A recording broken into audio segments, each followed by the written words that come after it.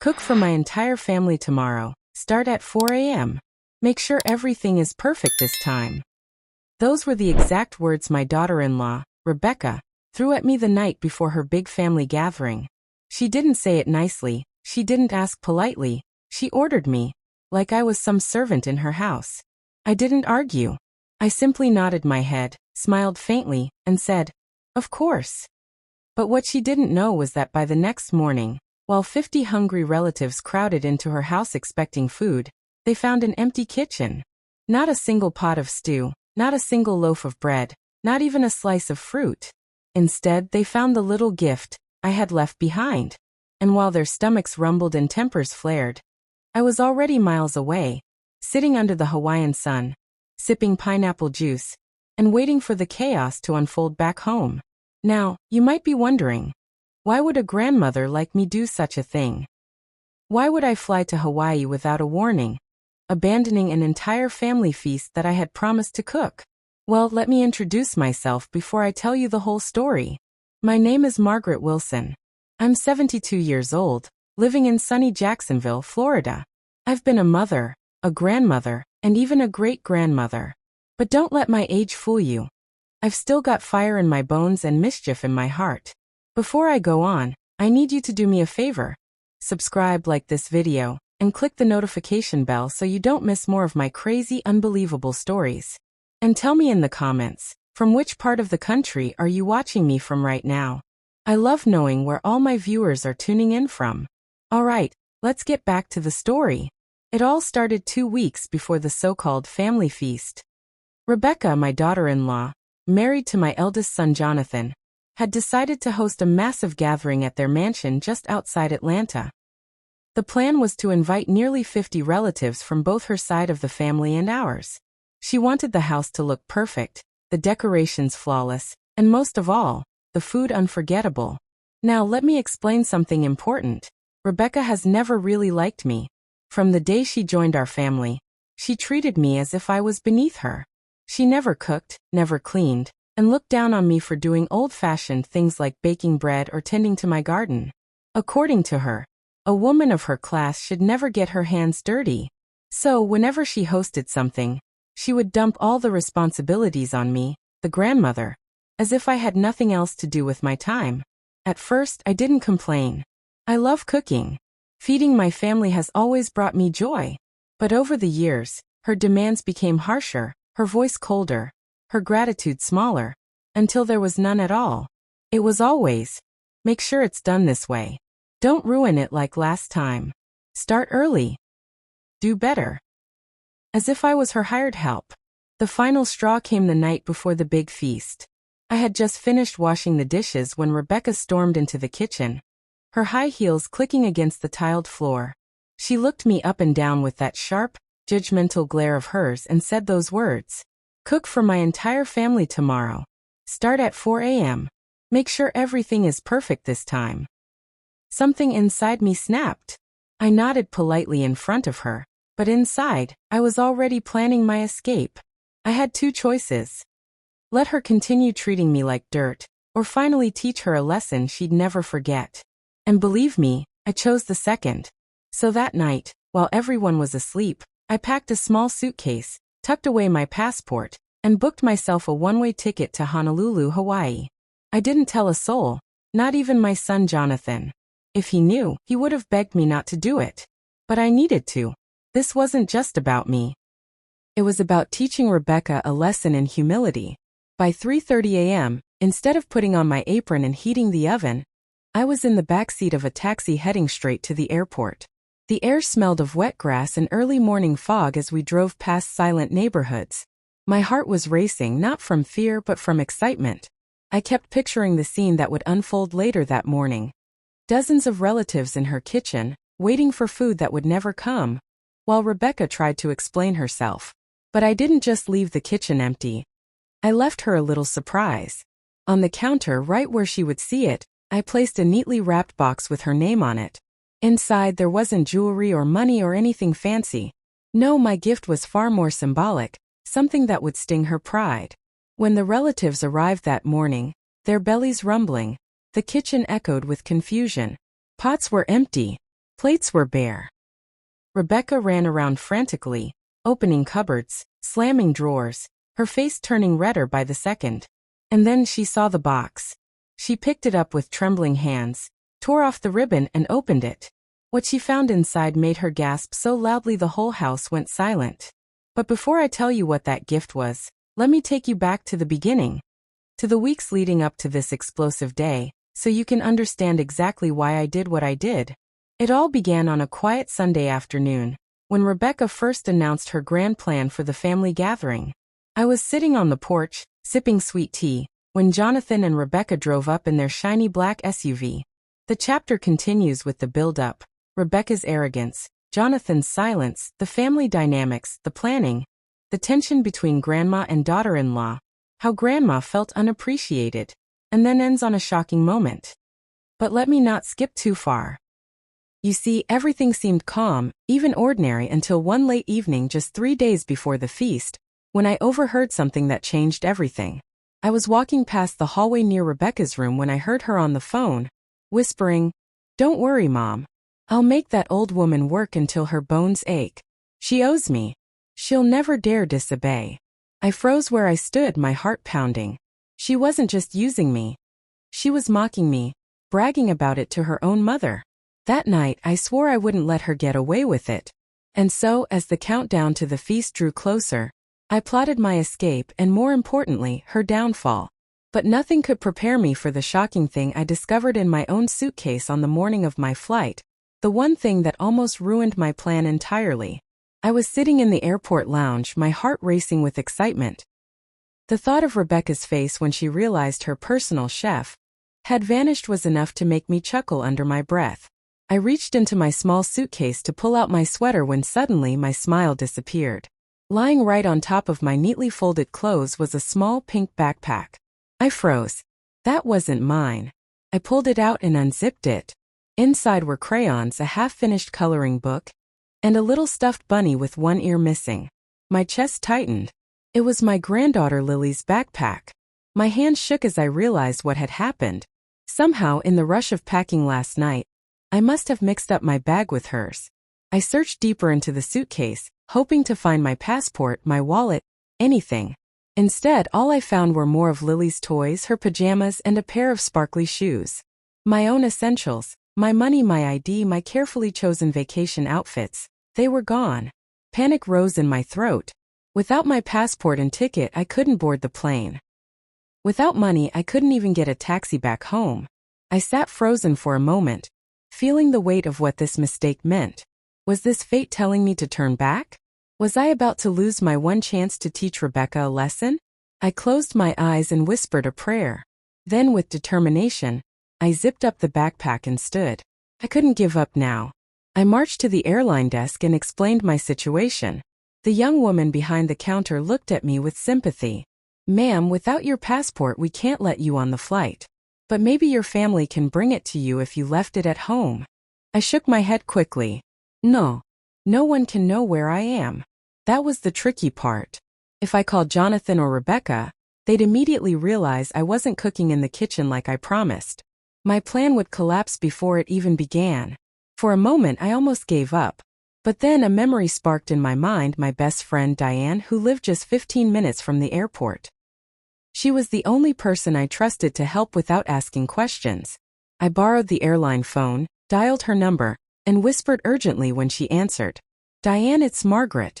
I need a big favor. I'll explain everything later, but right now I need you to go to my house and bring me my green suitcase. The one in my closet. Can you do that, please?" Diane didn't hesitate. "On my way." I sat back down, relief flooding my chest. I still had a chance. My plan wasn't ruined yet. But just as I exhaled, thinking I was safe, I heard a familiar voice behind me. "Mom? What are you doing here?" I whipped around, and there stood my son Jonathan holding a briefcase, staring at me in shock. "Mom? What are you doing here?" My son's voice struck me like a lightning bolt. I spun around, clutching Lily's pink backpack to my chest like it could shield me. Jonathan stood there in his crisp gray suit, briefcase in one hand, his tie slightly loosened like he had just rushed off a plane. His eyes were wide, his brows pulled tight, and his mouth hung open as though he couldn't believe what he was seeing. For a moment, my tongue refused to move. What could I say? That I had abandoned the family feast and run off to Hawaii out of spite? That his wife's arrogance had finally pushed me over the edge? No, not yet. Jonathan. I forced a smile, my voice trembling. What a surprise. What are you doing here? He didn't buy it. His eyes darted to the departure board flashing Honolulu on time. Then he looked at the pink backpack in my lap. Mom, you're not leaving, are you? The panic in his voice cut through me. Jonathan had always been the peacemaker, the one trying to balance me and Rebecca like plates spinning on a stick. His heart was good, but his spine was weak. He rarely stood up to his wife, and he never defended me, even when she barked orders like a drill sergeant. I swallowed hard. I was just. But before I could invent a harmless lie, the boarding announcement boomed overhead. Flight 304 to Honolulu now boarding at Gate 7. Jonathan's eyes widened further. Hawaii? Mom, what on earth, why would you? He stepped closer, lowering his voice so others couldn't hear. You're supposed to be at the house. Cooking. Everyone's expecting you. There it was. That word again. Cooking. As though that was all I existed for. A chef in an apron chained to the stove. I straightened my shoulders. Jonathan, I said firmly, I am not your maid. I am not Rebecca's servant. I've given my whole life to this family. But your wife treats me like dirt. And today I said enough. He blinked, as though I had slapped him. Mom, you can't just leave. Do you know what this will do? 50 people are counting on you. Rebecca will. Rebecca will what? I snapped, louder than I meant to. A few travelers glanced our way, but I didn't care. She'll scold me? Shame me? Treat me like a child? I'm 72 years old, Jonathan. I've earned respect. Not orders. For once, Jonathan didn't argue. His face softened, and for the first time in years, I saw guilt flicker in his eyes. Mom, he said quietly. I didn't realize it's just Rebecca. She wants everything perfect. You know how she is. Yes, I said bitterly. I know exactly how she is. There was a long silence between us, filled only by the rolling wheels of suitcases and the muffled airport announcements. Then Jonathan sighed, rubbing his forehead. Look, I'm not here to fight. I had a business meeting in New York and just landed. I came through this airport by chance. But Mom, please reconsider. If you do this, Rebecca will never forgive you. And I'm not sure the rest of the family will either. His words stung. I knew they would. But inside me a fire burned hotter. For years I had swallowed my pride, thinking keeping peace was more important than my dignity. But now? No. This was my moment to take it back. I leaned closer, lowering my voice. Jonathan, one day you'll thank me for this. Sometimes the only way to open someone's eyes is to let them fall flat on their face. Rebecca needs this lesson. And if it means she hates me for a while, so be it. Before he could answer, my phone buzzed in my pocket. I pulled it out, my heart skipping when I saw Diane's name flash on the screen. I answered quickly. Margaret? I've got your green suitcase, she said. I'll be at the airport in 10 minutes. Relief washed over me. The plan was still alive. But Jonathan had overheard. His brows furrowed. Green suitcase? Mom, you're serious about this. I looked at him firmly. Dead serious. He ran a hand through his hair, pacing. If Dad were here, he'd never let you. Your father is gone. I cut in, my voice trembling. And he always told me, don't let anyone make you small. Well, Jonathan, that's exactly what Rebecca has been doing. And today it ends. Jonathan opened his mouth, then closed it again. For once, he had no defense. Just then, Diane appeared at the entrance, waving the green suitcase above her head.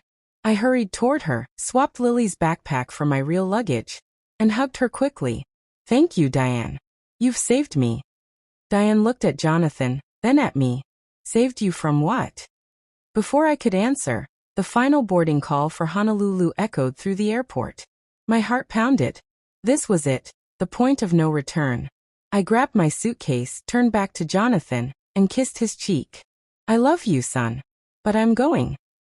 His eyes glistened. He looked like a little boy again, powerless, torn between loyalty to his wife and love for his mother. Mom, please. But I couldn't stay. I joined the line at gate 7. Every step feeling like a hammer hitting the ground. Behind me, Jonathan's voice cracked. If you do this, don't expect to come back to that house again. I froze, the words slicing through me like glass. My own son, banning me from his home? For a second, I faltered. Doubt clawed at my chest. Maybe I was making a terrible mistake. Maybe Rebecca wasn't the only one who would cut me off. Maybe Jonathan, my blood, would too. But then I saw it. A vision of Rebecca in her perfect kitchen, her hair falling out of place, her relatives staring at empty plates, her pride crumbling piece by piece. That was enough. I turned, gave Jonathan one last look and whispered, "You'll understand someday." With that, I handed the agent my ticket and passport. But just as I stepped forward, suitcase in hand, chaos erupted behind me. 2 airport security officers rushed toward our gate, radios crackling, eyes scanning the crowd. One of them shouted, "Ma'am, you, stop right there." My blood ran cold. Were they after me? High voltage cliffhanger. Grandma is about to board, but airport security suddenly calls her out. "Mom, you, stop right there." My knees nearly buckled as the 2 security officers hurried toward me. For a moment I was sure Rebecca had called the police, accusing me of something just to keep me from leaving. My heart thundered in my chest, and my grip tightened on my suitcase handle until my knuckles turned white. The line at gate 7 froze. Dozens of eyes turned in my direction. The boarding agent stiffened, clearly waiting to see what the commotion was about. I felt Jonathan's gaze burning into my back from across the terminal. One of the officers reached me, holding up a photo on his phone. "Excuse me, ma'am, have you seen this little girl? She may have wandered through this area." I blinked, staring at the screen. Relief flooded me. It wasn't about me. It was a missing child alert. The girl in the photo had pigtails and wore a bright yellow dress. I shook my head quickly. "No, officer, I haven't seen her." "Thank you," he said before moving past me with his partner, questioning others in line. My chest loosened like a balloon finally letting out air. My legs trembled, but I forced myself forward, handing my passport to the boarding agent. She scanned it, smiled faintly and said, "Enjoy your flight." I took a step onto the jet bridge when I heard Jonathan's voice one last time. "Mom, don't do this, you'll regret it." I didn't turn back.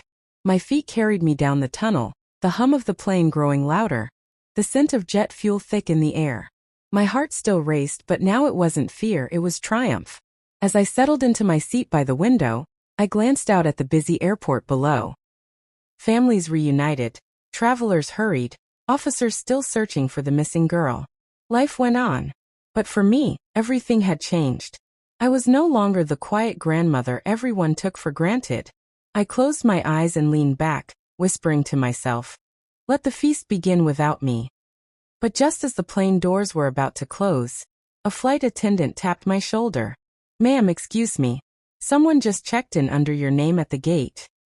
My eyes flew open. What? Someone pretending to be me? High voltage cliffhanger. A mysterious person has boarded under Grandma's name. Who could it be? "Someone just checked in under your name at the gate." The words from the flight attendant sent a chill crawling up my spine. I blinked at her, unsure if I'd heard correctly. "My name?" I asked slowly, gripping the armrests of my seat. She nodded. "Yes, ma'am. The system shows 2 passengers under Margaret Wilson. One has boarded your ticket. The other just swiped through with the same name and a boarding pass." My mouth went dry. This wasn't possible. Unless someone had followed me here. I forced a shaky laugh. There must be a mistake. But the attendant didn't smile. "I'll need to check this with security. Please stay seated." She walked briskly down the aisle toward the front of the plane. My chest tightened, my heartbeat thudding so loudly I swore the man next to me could hear it. Who could it be? Rebecca? No, she hated airports, hated traveling, and she was too busy hosting her perfect feast. Jonathan? But he had been right there in the terminal, begging me not to leave. Unless he had followed me through the gate with another ticket, determined to stop me. I craned my neck, scanning the rows of passengers filing in. A young couple with matching Hawaiian shirts. A mother juggling 2 kids. A businessman already glued to his laptop. And then toward the back, I saw a familiar figure slip into a seat by the window, head ducked low beneath a baseball cap. Even from a distance I knew that posture. The broad shoulders. The nervous tapping of his foot. Jonathan. My stomach dropped. He had followed me. My son, my own flesh and blood, was now on this plane, ready to drag me back before I could escape. For a moment I wanted to leap up, storm down the aisle, and demand to know what he thought he was doing. But then I caught myself. Confronting him would only give him power. If I made a scene, security might intervene, and I could lose my seat entirely. No, I had to be smarter. I sat perfectly still, pretending not to notice him. I stared out the window as the plane doors closed and the safety announcements began. The engines roared, and the plane started to taxi down the runway. My palms were slick with sweat, but my face remained calm. If Jonathan wanted a battle of wills, he'd get one. But not here. Not yet. As the plane lifted into the air, I closed my eyes and thought back to the last time I had truly felt free. It was years ago, before my husband passed away. We used to take road trips, just the two of us, driving with no map, stopping wherever the wind carried us. I missed that. I missed me. Somewhere between raising children, burying my husband, and becoming Grandma the cook. I had lost her. But now, sitting on this plane with the ocean waiting for me, I felt her stirring again. The free woman. The daring woman. The woman who refused to be small. The flight attendants came around with drinks. I ordered pineapple juice, the closest thing to Hawaii, in a plastic cup. I took a long sip, savoring the sweetness.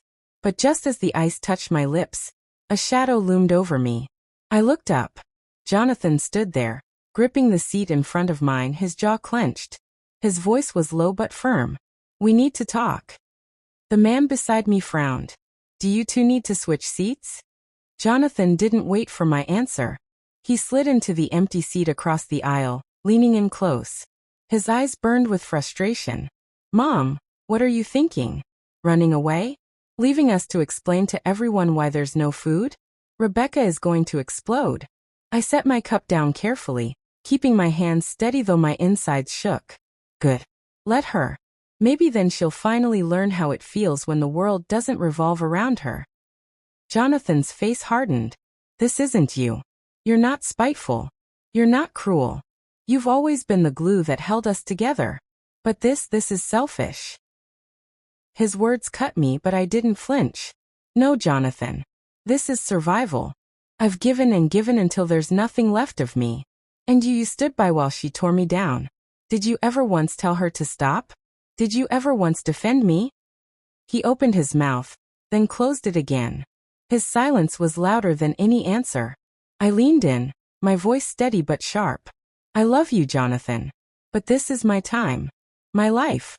And I won't let your wife dictate it anymore." For a moment, I thought I saw a flicker of understanding in his eyes. A boyish sadness, like he finally realized how much I had carried for him all these years. But then his jaw tightened again. "If you step off this plane in Hawaii, Mom, you're on your own. Don't expect me to protect you from the fallout." I swallowed hard. The words stung, but they didn't break me. The rest of the flight passed in tense silence. Jonathan stayed in his seat, arms crossed, glaring out the window. I pretended to nap, though my mind raced with what awaited me in Hawaii, and what chaos must already be unraveling back home. When the plane finally touched down in Honolulu, my heart soared despite the storm between us. Palm trees swayed in the breeze outside the window. The sky was painted in warm pinks and oranges. I had made it. As we walked off the plane, Jonathan trailed close behind me like a shadow. I ignored him, pulling my suitcase through the terminal, breathing in the humid tropical air. I was free. Or so I thought. Because as I rounded the corner toward baggage claim, I froze. Standing there, arms crossed, eyes blazing, was a figure I never expected to see in Hawaii. Rebecca. There she was. Rebecca. Her glossy black hair fell perfectly in place, her red heels clicking against the polished airport floor. Her arms crossed tightly over her chest like a queen about to deliver judgment. My stomach twisted. I had pictured her frantic in Atlanta, scrambling in her kitchen, trying to explain to 50 hungry relatives why nothing was ready. But instead she was here, miles away from the feast, staring straight at me with fire in her eyes. How did you? I stammered. Rebecca smirked. Did you really think you could humiliate me that easily? I knew something was off the moment you smiled at me last night. So I followed my instincts, and here you are. Jonathan stepped up beside me, his face pale. Rebecca, what are you doing here? What about the party? Oh, don't worry, she said coolly. My family is still there. They'll manage. But you too, her eyes narrowed at me. You won't embarrass me in front of them. Not today. My fists clenched. For years I had bitten my tongue, but not now. Embarrass you? Rebecca, you've treated me like a servant since the day you married my son. I'm not here to ruin you. I'm here to take back my life. Her laugh was sharp, echoing through the terminal. Your life? Don't be ridiculous. You're 72, Margaret. Your only job is to cook, babysit, and stay out of the way. You think running off to Hawaii will change that? You're nothing without us. The words sliced deep, but they also lit a fire inside me. I straightened my shoulders, lifting my chin. I may be 72, Rebecca, but I am not nothing. I am a mother, a grandmother, and a woman who has carried this family on her back. And today, I'm finished carrying you. For the first time, I saw her mask slip. Her lips trembled, her eyes flashing with something that looked like fear. But it was gone in a second, replaced with cold steel. She leaned close, her voice low enough that only I could hear. If you go through with this little vacation, I'll make sure you never set foot in our house again. And don't think Jonathan will protect you. Without me, he's nothing. We both know it. I opened my mouth to answer, but before I could, Jonathan slammed his briefcase shut and shouted, "Enough!" Travelers stopped and stared. Rebecca flinched, stunned into silence. Jonathan's voice shook with anger. Both of you are tearing this family apart. And if you don't stop right now, he pointed toward the exit doors. I swear I'll walk away from both of you. Both of you are tearing this family apart, Jonathan said, his voice echoing through the terminal. His briefcase thudded against the floor, his hand trembling as he jabbed his finger toward the glass exit doors. And if you don't stop right now, I swear I'll walk away from both of you. The silence that followed was suffocating. Travelers passing by slowed their steps, curious eyes darting toward us. Rebecca's painted lips parted in disbelief. My own chest tightened, a storm of emotions battling inside me. Anger, guilt, pride, sorrow. Jonathan, I began softly, reaching out. But he held up a hand, his jaw locked. No, Mom. No more excuses. And you? He turned on Rebecca, his eyes blazing.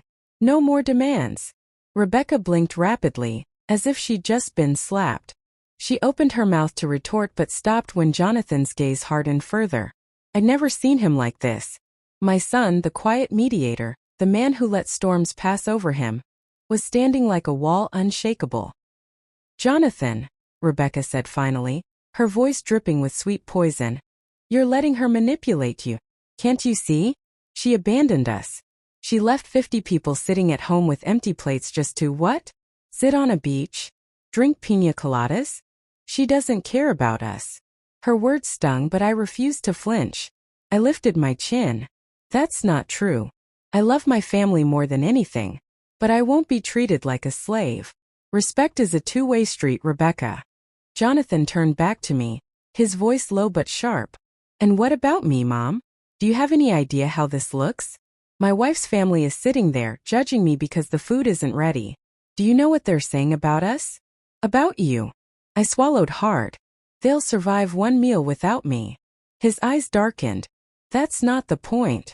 For a moment, all three of us stood locked in a triangle of silence, the hum of luggage wheels and airport announcements buzzing around us. I saw it then. What my son carried on his shoulders. He wasn't just Rebecca's husband or my child. He was a man trapped in the middle of two women tugging him in opposite directions. And now he was breaking. He raked a hand through his hair, his voice cracking. I can't do this anymore. If you two can't find peace, then I'm done. I'll walk away. From both of you. The words pierced me deeper than Rebecca's insults ever had. My throat tightened. Losing Jonathan. That was a pain I couldn't bear. Rebecca, sensing her grip slipping, stepped closer to him, her tone softening like honey. Darling, don't say that. Don't let her ruin what we've built. Come back with me. Leave her here. We don't need her. Her arm slid around his. I felt a surge of fury rise inside me. How dare she? How dare she try to erase me from my own son's life? I stepped forward, my voice steady but sharp. Jonathan, listen to me. This isn't about me abandoning you. This is about me reclaiming myself. But if you choose her manipulations over your own mother, then maybe I raised you wrong. His head snapped toward me, his eyes wide with hurt. The words had slipped out harsher than I intended, but I didn't take them back. Truth, once spoken, couldn't be buried. Rebecca gasped, seizing the chance. You see? She doesn't care about you. She only cares about winning. You're just a pawn to her. That's rich coming from you, I shot back. You've used him as your shield for years. Every time I tried to speak up, he stood in front of you, protecting you while you tore me down. The tension was unbearable. Jonathan's fists clenched at his sides, his breathing ragged. For the first time, I thought he might actually scream. But instead, he took a long, shaky breath and said something I never expected. I need space. From both of you. Rebecca's jaw dropped. What? He bent down, picked up his briefcase and straightened. I'm booking a hotel. Don't call me. Don't follow me. Until you two figure out how to stop this war, I'm out. Jonathan. I tried to grab his arm, but he pulled away. Mom, please. Don't make this harder. I love you. But I can't do this anymore. And just like that, he turned and walked away. His figure disappeared into the crowd, swallowed by the tide of travelers. Rebecca stood frozen, her face pale with shock. For once she had no sharp words. No cutin remarks. Just silence. I exhaled shakily, my heart pounding. My son was gone. My plan to teach Rebecca a lesson had worked, but at what cost? Rebecca finally turned to me, her eyes blazing again, though now there was something raw beneath the fire. This is your fault. You've poisoned him against me. But mark my words, Margaret, this isn't over. She spun on her heel and stormed toward the exit. I stood rooted in place, trembling. The victory I had dreamed of suddenly felt hollow. I had wanted Rebecca humbled. I had wanted freedom. But I hadn't wanted to lose Jonathan. As I made my way out of the terminal, dragging my suitcase behind me, I couldn't shake the gnawing fear in my chest. Had I gone too far? Had I destroyed the very bond one was trying to save? The humid Hawaiian air hit my face as I stepped outside. The palm trees swayed gently. The sound of ukuleles drifted from a nearby cafe. But instead of peace, I felt dread curling in my gut. And then my phone buzzed. I pulled it from my pocket, my hands trembling. It was a message from an unknown number. The text read, Margaret, enjoy your little vacation. By the time you return, you'll have nothing left waiting for you. My breath caught in my throat. Who sent it? Rebecca? Or someone else? The phone nearly slipped from my hand. Margaret, enjoy your little vacation. By the time you return, you'll have nothing left waiting for you. My eyes scanned the words over and over until they blurred. My mouth went dry. The number was blocked. No caller ID, no hint of who sent it. But the tone. The venom dripping from every letter. It could only be one person. Rebecca. But how? She had just stormed out of the airport minutes ago. Had she typed it in the taxi? Or was someone else working with her? The thought made my chest tighten. I sank down onto a bench outside the terminal, the Hawaiian breeze brushing my face, but I couldn't enjoy it. My mind raced with dark possibilities. What did she mean? Nothing left waiting for you. Was she planning to turn my son against me completely? Throw my belongings out of the house? Or worse, spread lies about me to the entire family so I'd be branded a villain forever? I closed my eyes and whispered a prayer. Lord, please give me strength. Just then my phone buzzed again. A second message lit the screen. You think you're free, but I control more than you know. Enjoy paradise, Margaret. It won't last. My stomach churned. This wasn't just anger, it was a threat. Rebecca wasn't going to let this go. She was going to fight back, and she had weapons I didn't. Money, influence, and my son, who was already torn in half. I shoved the phone into my bag and stood quickly. Sitting here in fear wouldn't solve anything. If Rebecca wanted war, then war she'd get. But I wouldn't cower. I hadn't survived 72 years, buried a husband, raised children, and endured her cruelty just to break now. I pulled my suitcase behind me, determined to reach the hotel I had booked near Waikiki Beach. Maybe a night's rest would clear my head. But as I hailed a taxi, another fear gnawed at me. What if Jonathan believed her lies? What if, while I soaked up the sun, Rebecca poisoned him completely against me? I slid into the back seat of the cab, clutching my bag tightly. The driver asked, "Hotel name?" I told him, my voice steadier than I felt. As the car pulled into traffic, I stared out at the palm trees swaying against the sunset. My body was in Hawaii, but my heart was still back in Atlanta, with the family I feared I was losing. And then my phone rang. It wasn't Rebecca. It was Jonathan. The phone vibrated in my hand, Jonathan's name glowing across the screen. My breath caught. My thumb hovered over the answer button as my heart hammered in my chest. This was the moment I both dreaded and longed for. Finally, I swiped to accept. Jonathan. My voice cracked. Silence answered me at first, and I thought he might hang up. Then I heard it. A ragged sigh heavy with exhaustion. "Mom," he said quietly. Just one word. But in it I heard a storm of emotions. Anger, sorrow, confusion. My grip tightened around the phone. "Jonathan, are you all right?" "No," he admitted. "I'm not." His voice was raw, like someone pulled between two worlds. "Everything's a mess. Rebecca's furious. Her family's humiliated. And me. I feel like I'm standing on quicksand, sinking deeper every second." My chest ached. "I never meant to hurt you. I only wanted to teach her a lesson." "A lesson?" His voice sharpened, tinged with hurt. "Do you have any idea what I went through today? 50 people looking at me like I was a fool. Whispering that my wife married into a family that can't even manage a meal. Do you know how small that makes a man feel?" Tears stung my eyes. "Jonathan, I'm sorry. But I couldn't keep living like that, being ordered around like I was nothing.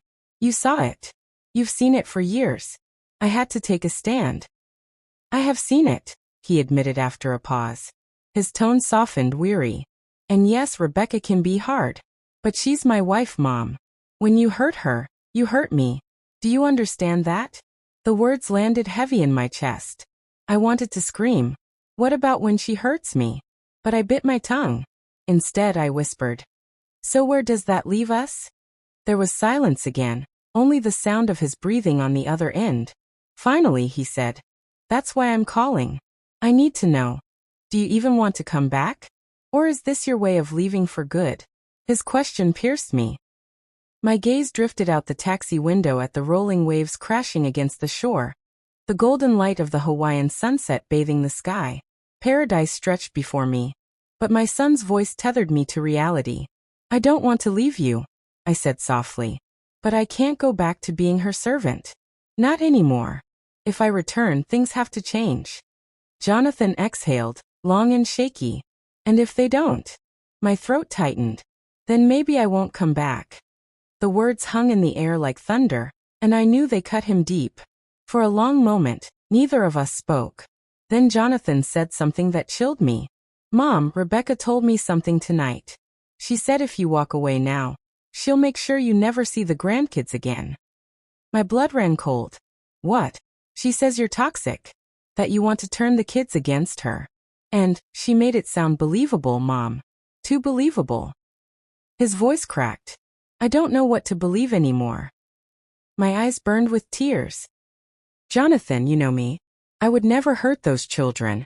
They are my heart. Please don't let her twist that." "I want to believe you," he whispered. "But she's my wife. I can't just dismiss her." The taxi pulled up to my hotel, but I barely noticed. My whole world was hanging on the thin thread of my son's wavering faith in me. "Jonathan," I said firmly, my voice trembling with both fear and love, "you have to look into your heart. You know who I am. You know how I've cared for those children. Don't let her lies blind you." He was silent again. Then finally he said, "I need time, Mom. Don't call me. Don't try to reach out. I'll figure out what to do." And before I could answer, the line went dead. I lowered the phone slowly, my heart shattering into pieces. He needed time? That was Rebecca's victory. Time was her weapon. Every second I stayed away, she would whisper more poison into his ear, twisting his heart against me. I wiped my eyes and forced myself out of the taxi. The bellhop greeted me with a cheerful aloha, but I could only nod weakly. Inside, the hotel lobby gleamed with polished floors and bright flowers, tourists laughing as they checked in, oblivious to the war unraveling inside me. By the time I reached my room, I felt hollow. I sank onto the bed and buried my face in my hands. What have I done? But then my phone buzzed again. I snatched it up, praying it was Jonathan. It wasn't. It was another blocked number.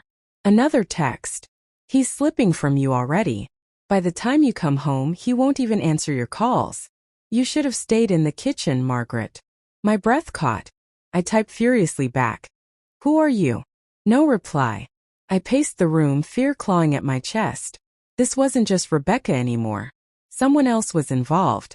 Someone who wanted to break me completely. And then there was a knock at the door. I froze.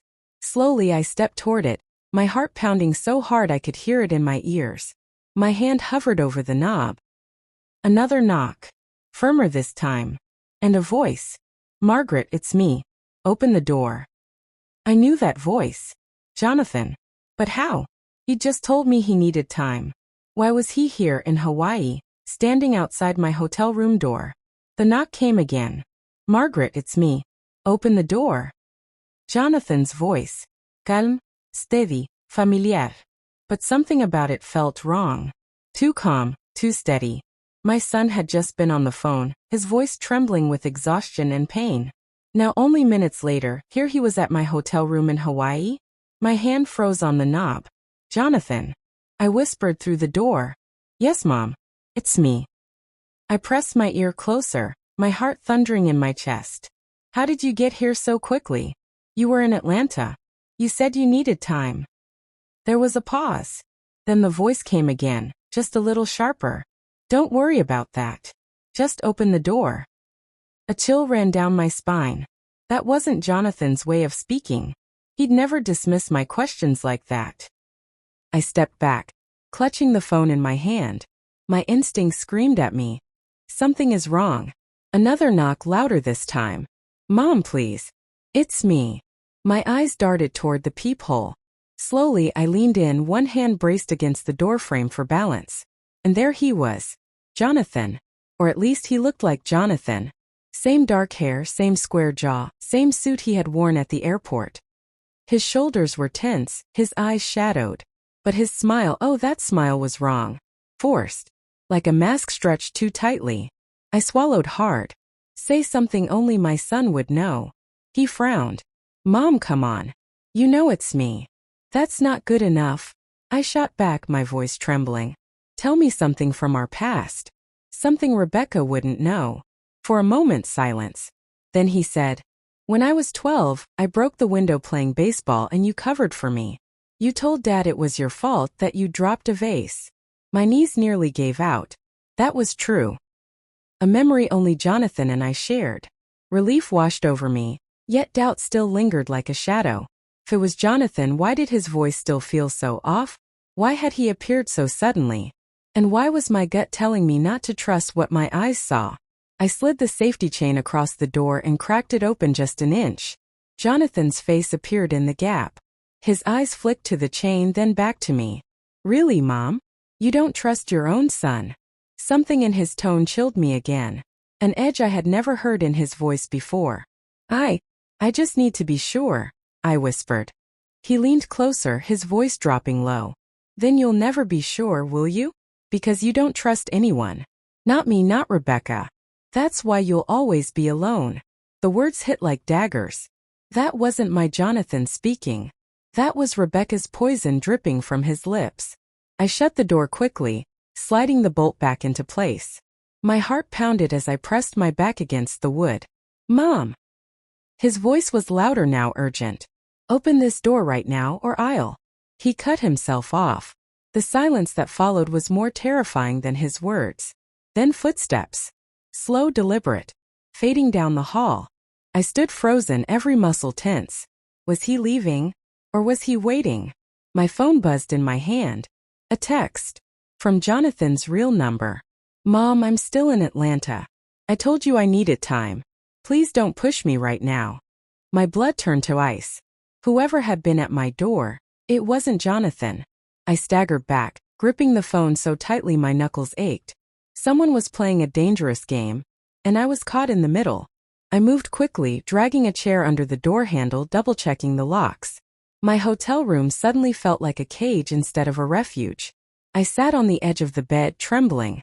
The threatening text, the knock at the door, the voice that sounded almost exactly like Jonathan. This wasn't just Rebecca's anger anymore. This was something darker. But before I could gather my thoughts, another sound froze me in place. A soft scratching at the balcony door. Slowly I turned my head. The sliding glass door overlooked the ocean. The curtains swayed gently with the breeze. Then tap, top, top. Someone was outside. I crept closer, my heart thudding in my throat. My trembling hand pulled the curtain back just an inch. And there, pressed against the glass, was a note. A folded piece of paper taped crudely to the door.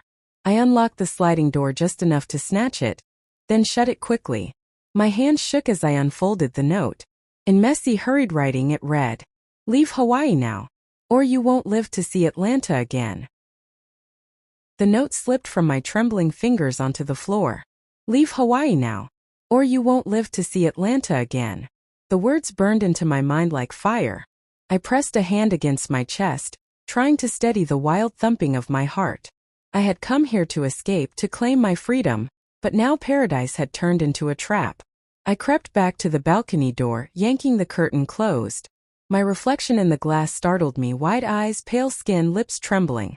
For a moment, I didn't even recognize myself. "Think, Margaret," I whispered. "Don't fall apart now." I grabbed my phone, ready to call the front desk, when another thought stopped me. If someone could fake Jonathan's voice and leave a note at my door, what if they were inside this very hotel? What if the staff was part of it? Trust no one, that was the only rule I could cling to.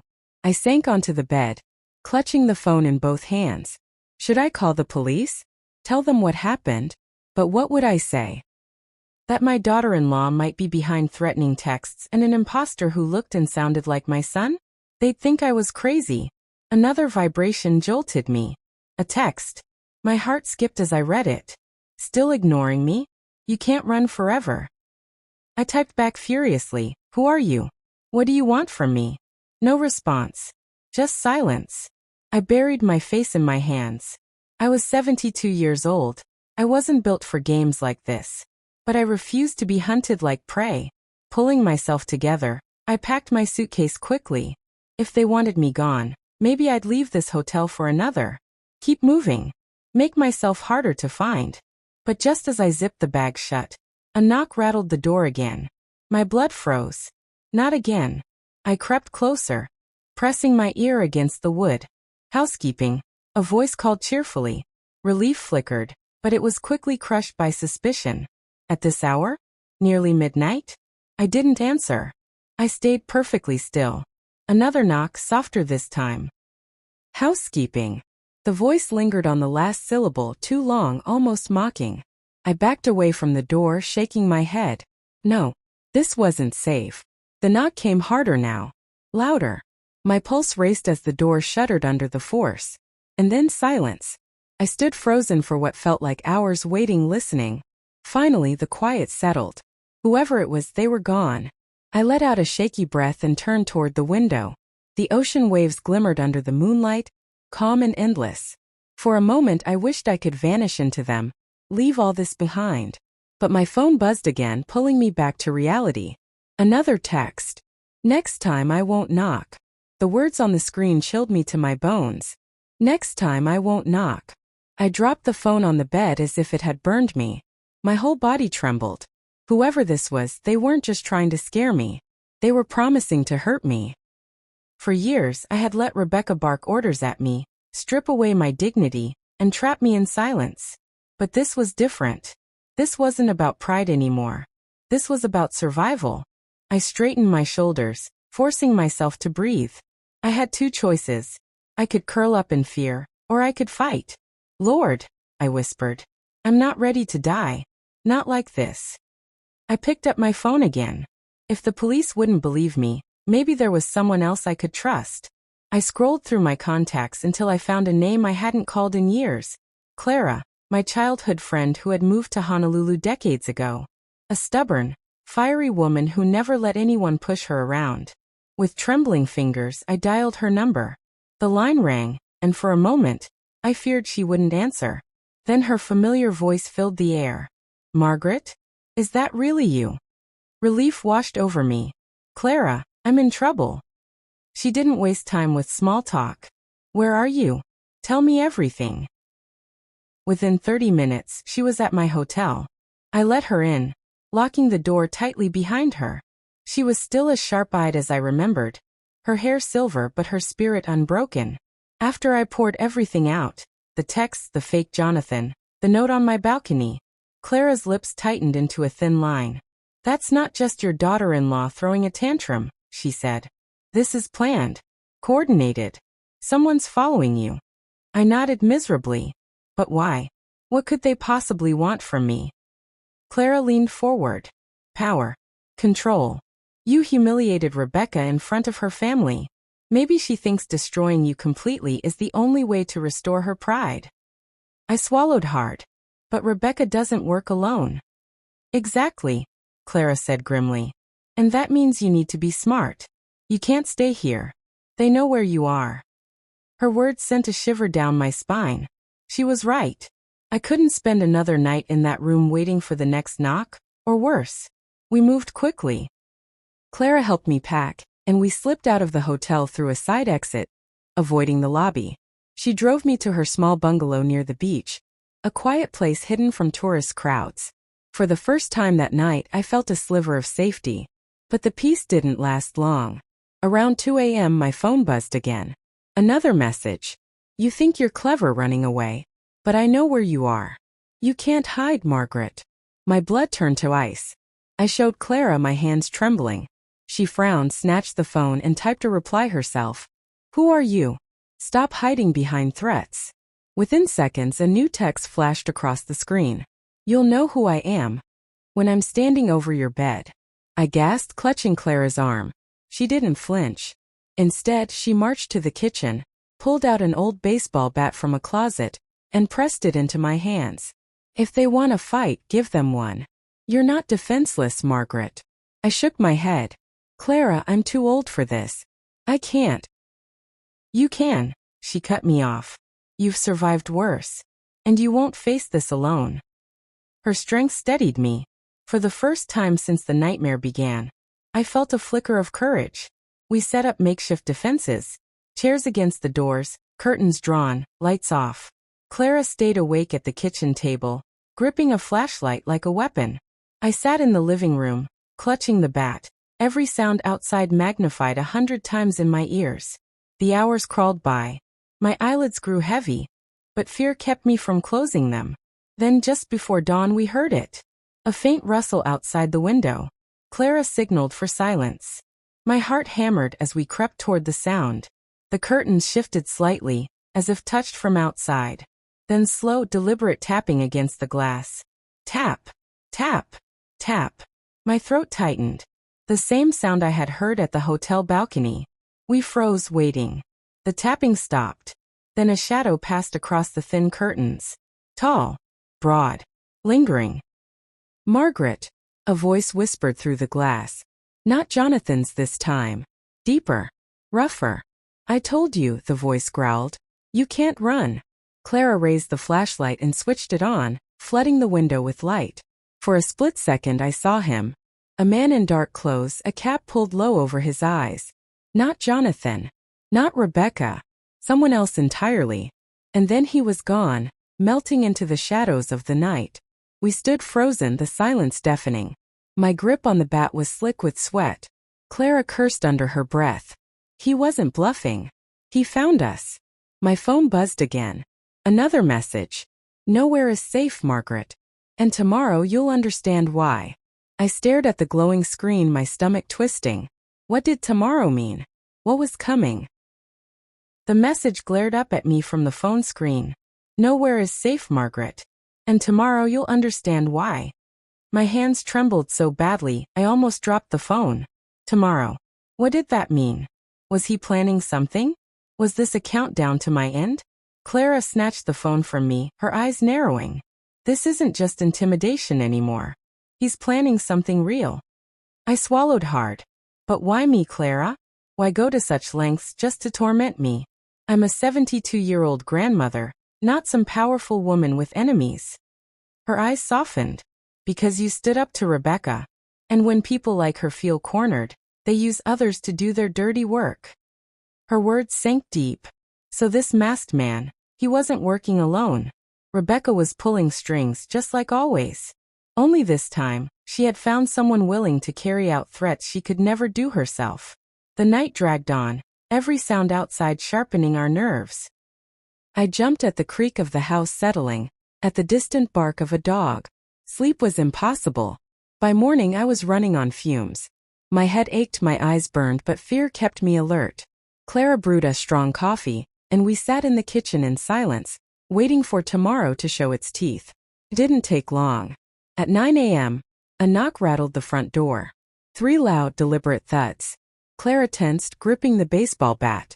I shook my head violently, whispering, "Don't open it." But then a voice. "Police. Open up." My heart leapt. Could it really be? Or was this another trick? Clara wasn't convinced. "Badges at the window first," she called. "We're not stupid." A pause. Then another voice, deeper, authoritative.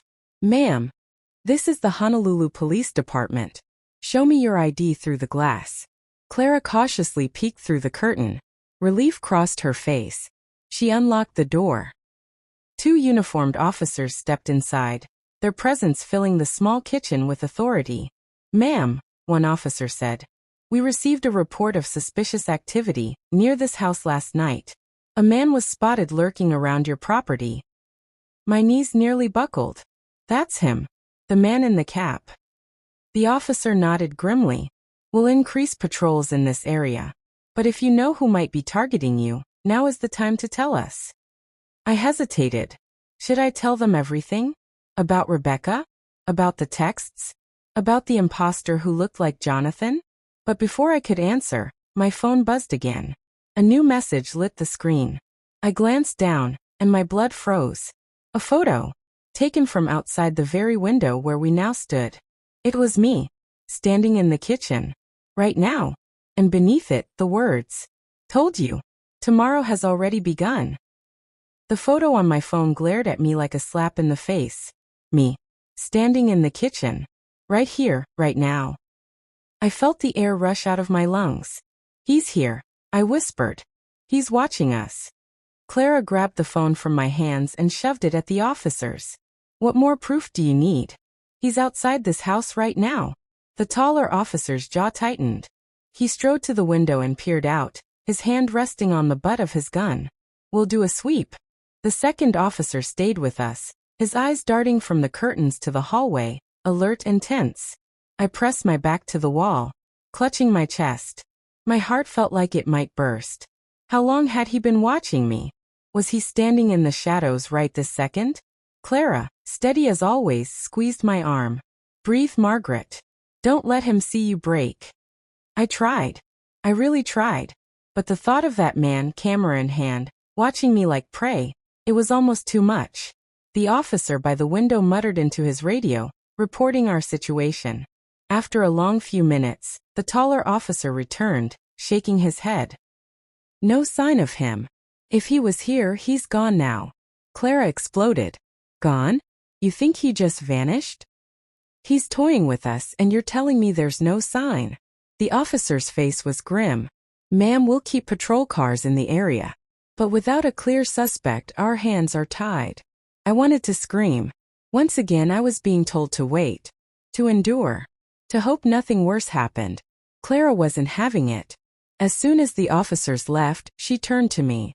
"Enough of this. We're not sitting ducks, Margaret. We're going to find out who this is." Her fire lit something inside me. For the first time in days I felt more than fear. I felt anger. Burning righteous anger. Yes, I said, my voice steadier than I expected. But how? Clara began pacing the kitchen. Think. He's not just some random stranger. He knows your name. He knows about Rebecca. He knew where you were at the hotel. He followed you here.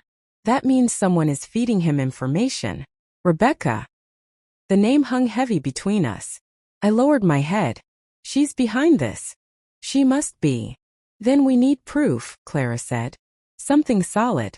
Something we can take to the police so they stop brushing you off. My phone buzzed again. Another message. I nearly dropped it before forcing myself to read. Do you feel safe with your little friend? She can't protect you forever. And when I'm done with you, maybe she's next. I gasped.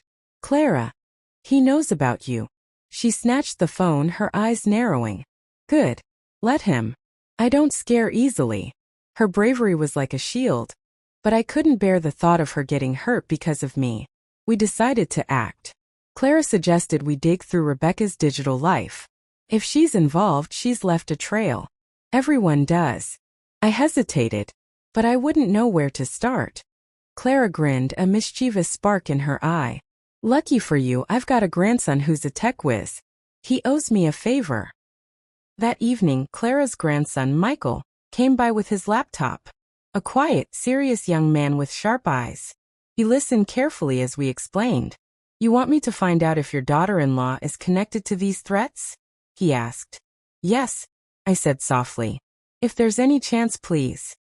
Michael's fingers flew across the keyboard. He dug through public records, social media accounts, even background databases I didn't understand. Hours passed as the glow of the screen lit his focused face. Finally, he leaned back. Well, I found something. Rebecca's been making large transfers from her personal account. Cash withdrawals, thousands of dollars at a time. My stomach turned. To who? Michael frowned. Hard to say. But one name popped up. A man with a record for stalking and harassment. Name's Travis Harlow. The name meant nothing to me, but Clara's face darkened. I know that name. He used to work as muscle for shady landlords downtown. Big guy, always wore a cap. A chill ran down my spine. That's him. That's the man outside my window. It all fit together like jagged puzzle pieces. Rebecca hadn't just wanted to humiliate me. She had hired someone dangerous to terrify me. Maybe even destroy me completely. My hands shook. Why would she go this far? What did I ever do to deserve this? Clara's voice hardened. Because you showed her she couldn't control you. And people like Rebecca would rather burn everything down than admit defeat. Michael looked at me seriously. You need to be careful. If this Travis is working for her, he won't stop until he finishes the job he was paid to do. The room felt suddenly smaller. My breaths came faster. I wasn't imagining things. I wasn't paranoid. I was being hunted. And Rebecca had put the hunter on my trail. Clara put a firm hand on my shoulder. We're not waiting around anymore. Tomorrow we take this to the police with Michael's findings. They'll have no choice but to act. I nodded, though my heart pounded with dread. Tomorrow. That word again. Night fell heavy. Clara insisted I take her bedroom while she stayed awake in the living room, guarding the door with her bat. I lay in bed staring at the ceiling, every creak of the house magnified. Sleep finally claimed me in restless fragments. But sometime past midnight, a sound jerked me awake. Crash. Shattering glass. Then Clara's scream. I bolted upright, heart slamming against my ribs. Clara! I shouted, leaping from the bed. Another scream followed by a deep, menacing laugh. I froze, terror rooting me to the floor. He was here. Inside the house. The sound of breaking glass tore through the night. I stumbled into the hallway, my heart pounding like a drum. Clara's scream rang out again, sharp and desperate. Clara! I shouted, my voice cracking. I rounded the corner into the living room, and froze. Travis was there. The man in the cap. Taller than I'd imagined. His broad shoulders filling the doorway where shattered glass littered the floor. His face was half hidden by the shadows, but his eyes glowed with a cruel satisfaction.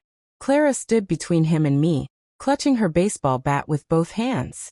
She swung at him, fierce as a lioness. The bat cracked against his arm, but Travis barely flinched.